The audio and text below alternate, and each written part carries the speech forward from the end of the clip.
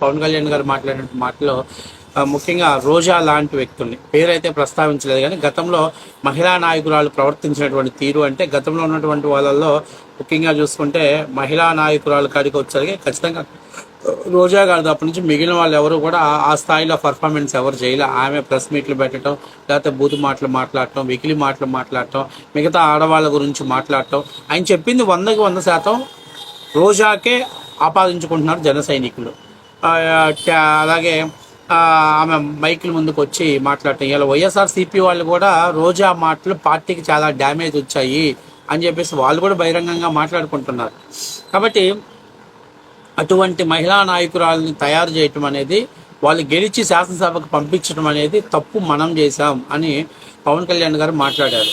So దేశానికి, దేశ నిర్మాణానికి ఒక 100 మంది అఫీషియల్ స్పోక్ పర్సన్స్ జనంలో నుంచి రావాలి అని చెప్పి పవన్ కళ్యాణ్ గారు మాట్లాడుతూ అక్కడ గతం ఎగ్జాంపుల్గా రోజాను చూపించడంతో ఆ జన సైనికులు పెద్ద ఎత్తున ఈలలు చప్పట్లు కొట్టారు. అంతేకాకుండా జగన్మోహన్ రెడ్డి గారి మీద కూడా భారీ ఎత్తున డైలాగులు వేశాడు. కోడి కత్తి, అబద్ధాలు, బాబాయిని లేపటాలు, గొడ్డలి వేట్లు, మనం తప్పు చేసి ఎదురు పార్టీల మీద నెట్టడాలు, ఇవన్నీ కూడా చేసి అధికారం శాశ్వతం అనుకున్నాడు జగన్మోహన్ రెడ్డి. కానీ ప్రజలు ప్రతిదీ నిశ్చితంగా గమనిస్తుంటారు. అందుకే మనల్ని ప్రతిపక్ష హోదా కూడా లేకుండా చేశారు.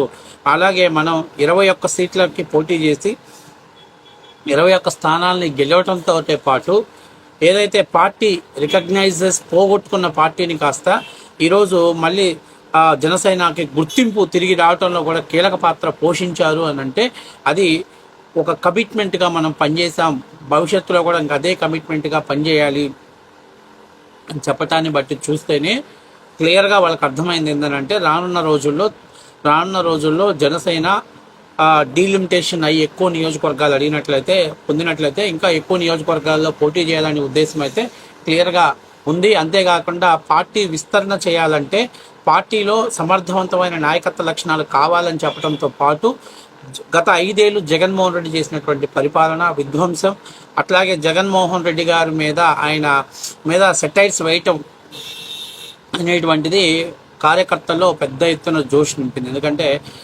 గత 5 ఏళ్ళు జగన్మోహన్ రెడ్డి గారు చేసినటువంటి అవినీతి మీద కావచ్చు, లేకపోతే కోడికత్తి డ్రామా కావచ్చు, గులకరాయి డ్రామా కావచ్చు, లేకపోతే బాబాయిని చంపేయటం కానీ ఇవన్నీ ప్రస్తావన తీసుకురావడంతో జన సైనికుల్లోనూ, అట్లాగే పవన్ కళ్యాణ్ స్పీచ్ కూడా ఎవరైతే సభకు వెళ్ళని వాళ్ళు కూడా ఆకర్షితులయ్యారు అనేది మాత్రం వాస్తవ విషయం.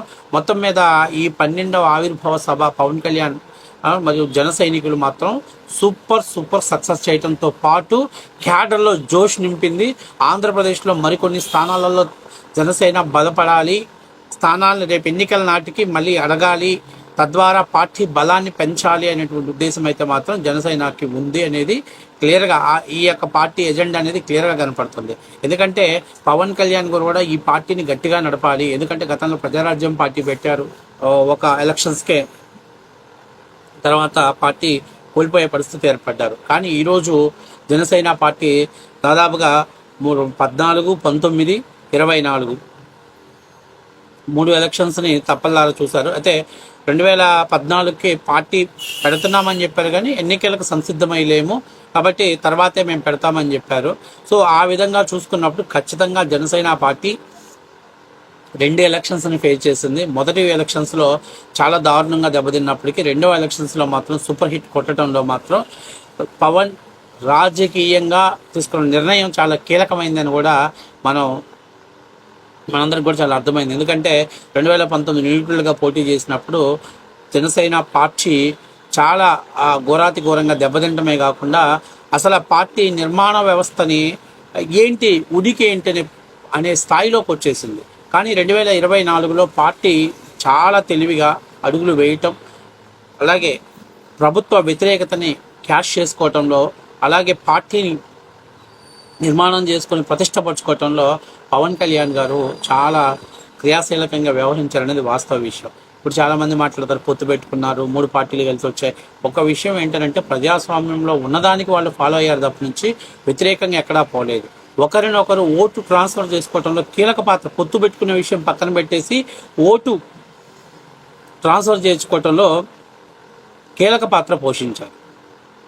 ఇక రానున్న రోజుల్లో మీరు ఆ పార్టీ వైసీపీని ఖాళీ చేయించటం అనే లక్ష్యంతో జనసేన పనిచేయాలి తప్పనిచ్చి ఇక ఒకరి మీద ఒకరు వ్యక్తిగత విమర్శలు చేసుకోవడం ద్వారా పార్టీ బలహీన పడే పరిస్థితిలో ఉండకూడదు. కానీ ఇప్పటిదాకా ఈరోజు ఏదో 12 ఆవిర్భావ సభలు ఎక్కడా కూడా ఒక కాంట్రవర్సీకి అయ్యేటువంటి అవకాశం ఎక్కడా కూడా లేదు.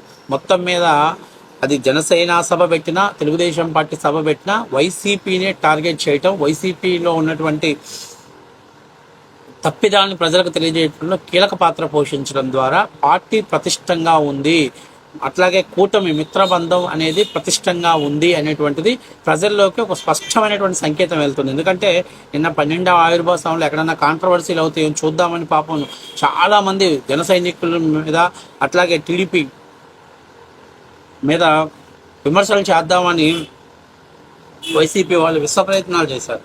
కానీ నిన్న ఎక్కడా కూడా చాలా వరకు తమ లిమిట్స్లో ఎవరిని టార్గెట్ చేయాలి, ఎవరి మీద మాట్లాడాలి అనేటువంటిది అటు పవన్ కళ్యాణ్ గారు క్లియర్గా దిశానిర్దేశం చేయడం ద్వారా నిన్న ఆవిర్భావ సభ ఎటువంటి కాంట్రవర్సీ లేకుండా ప్రజల్లోకి దూసుకెళ్లడంలో సక్సెస్ సాధించడంలో కీలక పాత్ర పోషించింది. ఎక్కడ 1-2 చిన్న చిన్న విషయాల తప్ప నుంచి పూర్తి స్థాయి, ఎందుకంటే 4-5 గంటల ఉపన్యాసం జరిగేటప్పుడు ఖచ్చితంగా ఎక్కడో చోట చిన్న చిన్న మిస్టేక్ జరుగుతుంటాయి. అవన్నీ తప్పనిచ్చి సూపర్ స్థాయిలోకి వెళ్తుంది. మొత్తం మీద జగన్మోహన్ రెడ్డి గారే మా ఫైనల్ టార్గెట్ అనే విధంగా కూడా ఆ ప్రసంగం ద్వారా స్పష్టంగా ప్రజల్లోకి వెళ్ళగలిగింది.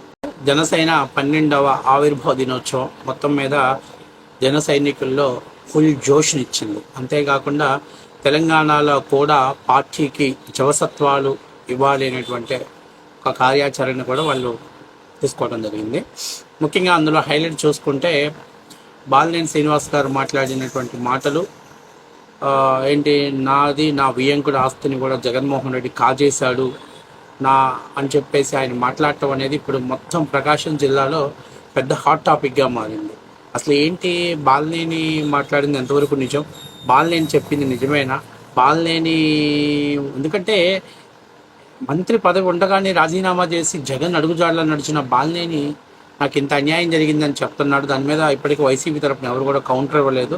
అడపాదడపా ఏదో కార్యకర్తలు వైసీపీ సోషల్ మీడియా వాళ్ళు 1-2 మాటలు మాట్లాడుతున్నారు తప్పనిచ్చి బాలినేని ఈవీఎంలు ట్యాంపరింగ్ జరిగిందని కేసు వేసాడు, అలాంటి వ్యక్తి మళ్ళీ జనసేనలోకి ఎలా వెళ్ళాడు అది అని చెప్పేసి వీటి మీద మాట్లాడుతున్నారు తప్పనిచ్చి అతను మాట్లాడినటువంటి మాట నా ఆస్తిని నా కూడా ఆస్తులను కూడా కాజేశాడు జగన్మోహన్ రెడ్డి అని చెప్పిన మాట రాజకీయాల్లో మేము పోగొట్టుకున్నామే తప్పనిచ్చి సంపాదించుకుంది ఏమీ లేదు అని చెప్పిన మాట ఇప్పుడు పెద్ద హాట్ టాపిక్గా మారింది. మొత్తం ప్రకాశం జిల్లాలోని ఈ అంశం మీద పెద్ద ఎత్తున దీని మీద చర్చ జరుగుతుంది. అట్లాగే కందుల దుర్గేష్ గారు మాట్లాడినటువంటి మాట ఏదైతే జగన్మోహన్ రెడ్డి గారు ఫస్ట్ టైం ఎమ్మెల్యే అయ్యాడు పవన్ కళ్యాణ్ గారు, ఆయన కార్పొరేటర్కి ఎక్కువ ఎమ్మెల్యేకి తక్కువ అన్నదానికి ఆయన కూడా ఒక స్థాయిలో కౌంటర్ ఇచ్చాడు. నువ్వు కార్పొరేటర్కి ఎక్కువ ఖైదీకి తక్కువ అని చెప్పేసి మాట్లాడటం కొద్దిగా కార్యకర్తల్లో పెద్ద ఎత్తున జోష్ నింపింది. ఇక ఏదైతే నాగబాబు గారి మాటలు కూడా కొంత కాంట్రవర్సీ క్రియేట్ అవుతున్నాయి, దాని మీద పెద్ద ఎత్తున చర్చలు జరుగుతున్నాయి. ఆయన ఏ విషయంగా మాట్లాడారో తెలియదు కానీ మొత్తం మీద ఆయన మాట్లాడిన మాటలో కూడా పెద్ద ఎత్తున చర్చ నడుస్తుంది. పవన్ కళ్యాణ్ గారు పిఠాపురంలో పవన్ కళ్యాణ్ గారి గెలుపు కేవలం ప్రజల్లో ఉన్నటువంటి మార్పు ప్లస్ జనసేన మీద ఉన్న నమ్మకం అనేటువంటి మాటలు అది కొంచెం కాంట్రవర్సీ అయినప్పటికీ దాన్ని కూడా పెద్దగా లైట్గానే తీసుకుంటారమే, పెద్దగా చర్చలు జరగట్లేదు. సో ఇప్పుడు దాని మీద వైఎస్ఆర్సీపీ వాళ్ళు పెద్ద ఎత్తున ఫోకస్ పెడుతున్నారు. ఎందుకంటే వాళ్ళకి ఏ బిట్ కావాలో అంతవరకు కట్ చేసి పెట్టుకుంటారు కాబట్టి దాని మీద పెద్ద ఎత్తున ఫోకస్ పెడుతున్నారు. ఇక ముఖ్యంగా పవన్ కళ్యాణ్ మాట్లాడే మాటలు ఇప్పుడు జన సైనికులకి అట్లాగే రాష్ట్ర వ్యాప్తంగా పెద్ద హైలైట్గా నిలిచింది. అందులో